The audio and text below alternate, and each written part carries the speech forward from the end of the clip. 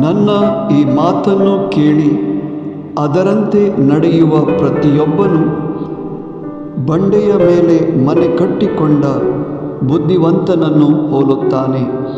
ಮತ್ತಾಯನ ಸುಸಂದೇಶ 7ನೇ ಅಧ್ಯಾಯ 24ನೇ ವಚನ.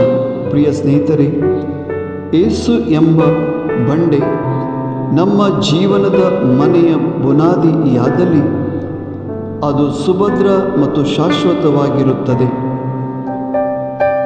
ಯೇಸುವಿನ ವಾಕ್ಯಾನುಸಾರ ನಡೆಯೋಣ ಮತ್ತು ಅವರ ರಕ್ಷಣೆಯನ್ನು ಹೊಂದೋಣ.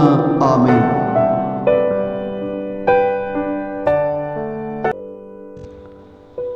जो कोण ही म्हजी उतरां आयकता आनी पाळता तो आपलें घर खडपार बांदलेल्या एक बुदवंत मनशा बरी. मातव्याची शुभवार्ता 20:7-24.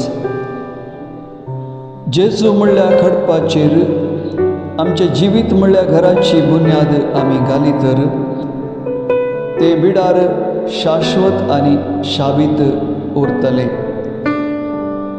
जेजूच्या उतरां प्रकार आमी जियेवया आनी बुदवंत मनशां आमी जावया. आमेन.